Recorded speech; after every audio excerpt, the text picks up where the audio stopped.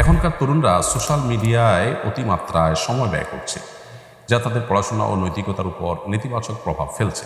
একজন অভিভাবক হিসাবে আমি কিভাবে তাদের সঠিক পথে পরিচালিত করতে পারি?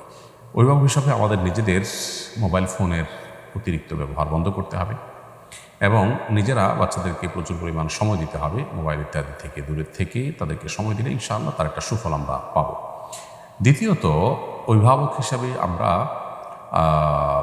সোশ্যাল মিডিয়াতে বিচরণ করা সন্তানদেরকে সেখান থেকে সরিয়ে আনার জন্য তাদের উপযোগী খেলাধুলার পরিবেশ, ফিজিক্যাল এক্সারসাইজের জায়গা তাদেরকে দিতে হবে, বিকল্প বিনোদনের ব্যবস্থা তার জন্য করতে হবে এবং সেই সমস্ত পরিবারের ছেলে মেয়ে এবং সে সমস্ত শিক্ষা প্রতিষ্ঠান ইত্যাদি অ্যাভয়েড করতে হবে যেগুলোতে আসলে এই ধরনের ডিভাইসের ছড়াছড়ি বাচ্চাদের প্রতি ব্যবহারের ব্যাপক প্রচলন আছে, কারণ পরিবেশ দ্বারা বাচ্চারা অনেক বেশি প্রভাবিত হয়।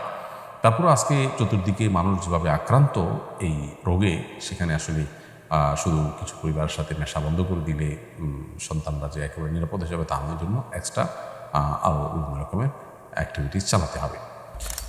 আমার পিতা আমাকেও আমার আম্মিকে ছেড়ে বহু বছর আগে চলে গেছেন। তিনি কখনো তালাক উচ্চারণও করেননি।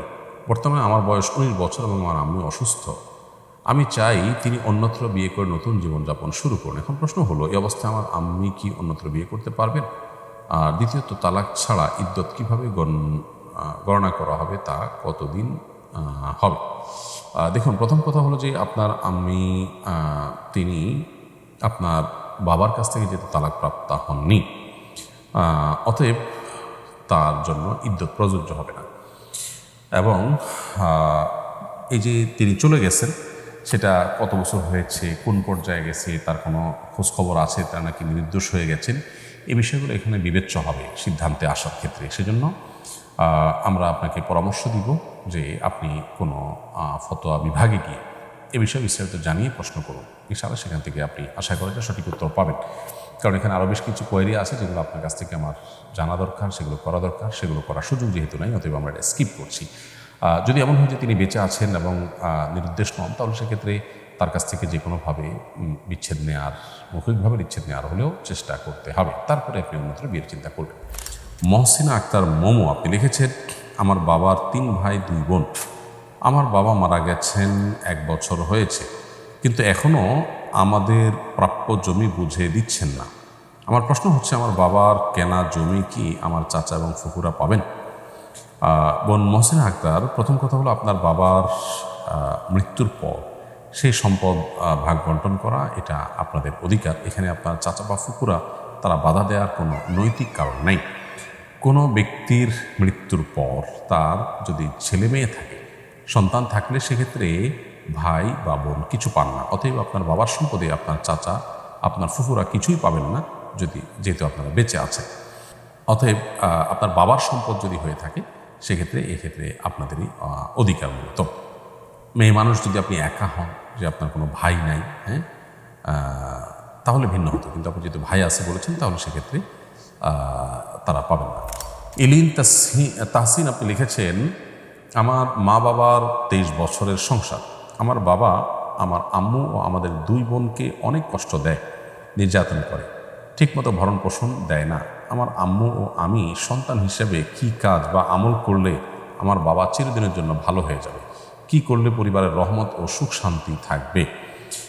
ভাই তাহসিন, আপনার বাবা আপনার মায়ের প্রতি জুলুম করছে, এটা দুর্ভাগ্যজনক।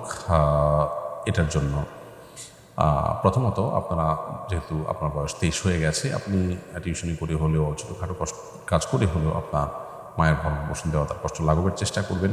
সেই সাথে আপনার বাবাকে ভালো করার জন্য নিজেরা যদি সেরকম পরিস্থিতি পরিবেশ হয়, তাহলে তাকে বোঝাবার চেষ্টা করবেন, আর না হলে অন্য কাউকে দিয়ে তাকে বোঝাবার জন্য আপ্রাণ চেষ্টা করবেন। মসজিদের ইমাম সাহেব, আশপাশে যে সমস্ত মানুষগুলো আছে, অথবা যাদের প্রভাব আপনার বাবার উপরে আছে, সেই সমস্ত লোকগুলোকে দিয়ে বোঝানোর চেষ্টা করবেন। ওলামা ইকরামের বক্তব্য শোনার চেষ্টা করবেন, বিভিন্ন কৌশলে তাকে কাউন্সিলিংয়ের চেষ্টা করবেন এবং সবশেষে আল্লাহর কাছে দোয়া অব্যাহত রাখবেন। এরপরও যদি কোনো উপায়ে তিনি সংশোধন না হন, তাহলে সেক্ষেত্রে সন্তান হিসেবে বাবার শাসনের দায়ভার আপনার কাঁধে নেওয়ার সুযোগ কিন্তু নেই।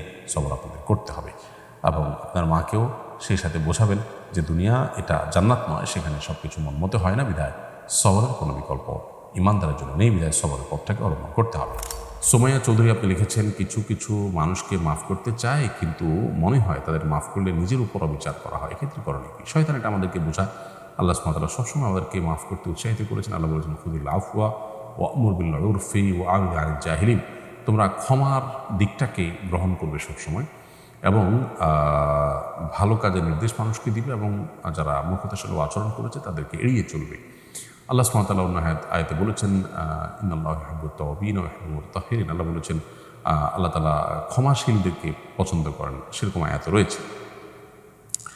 অতএব আল্লাহ তাআলা তার নেককার বান্দাদের প্রশংসা করতে গিয়ে বলেছেন, ওয়াল আফিনা আনিন নাস, যারা মানুষকে ক্ষমা করে তাদেরকে আল্লাহ তাআলা নেককারদের কাতারে শামিল করেছেন। এই জন্য মাফ করার চেষ্টা করতে হবে। শয়তান আমাদেরকে নানাভাবে প্রলুব্ধ করে আমরা যেন ক্ষমা না করি, নিজের ভিতরে যে অবিচার হবে মনে হয় না, সবর করবেন এবং ক্ষমা করবেন, সেদিকটাই ভালো। আল্লাহ সুবহানাহু ওয়া তাআলা সবসময় সেটিকে আমাদেরকে প্রায়োরিটি দিতে বলেছেন। আল্লাহ বলেছেন যে ফাইন আকিবতুম ফাআকিবু মিসলা মা আকিবতুম বিহি ফাআকিবু মিসলা মা আকিবতুম বিহি। যদি তোমাদেরকে কেউ কষ্ট দেয় তাহলে তোমরা সেই পরিমাণ কষ্ট দিতে পারো যেটুকু সে দিয়েছে, সমান সমান দিয়ে তুমি প্রতিশোধ নিতে পারো। কিন্তু ওয়ালাইন সাবারতুম লাহু খায়রুল লিস-সাবিরিন, যদি ধৈর্য ধারণ করো সেটা হবে সবথেকে উত্তম।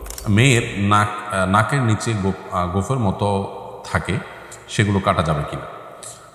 প্রথম কথা হলো যে আপনার নাকের নিচে যদি গোফ উঠে যায় কোনো মেয়েদের এবং সেটা চোখে পড়ার মতো হয় তাহলে এটা তার বলতে পারি আমরা শারীরিক ত্রুটি, অতএব এইটা কাটা যাবে, বরং কেটে ফেলাটাই উত্তম, পুরুষদের সাদৃশ্য যেন না হয়।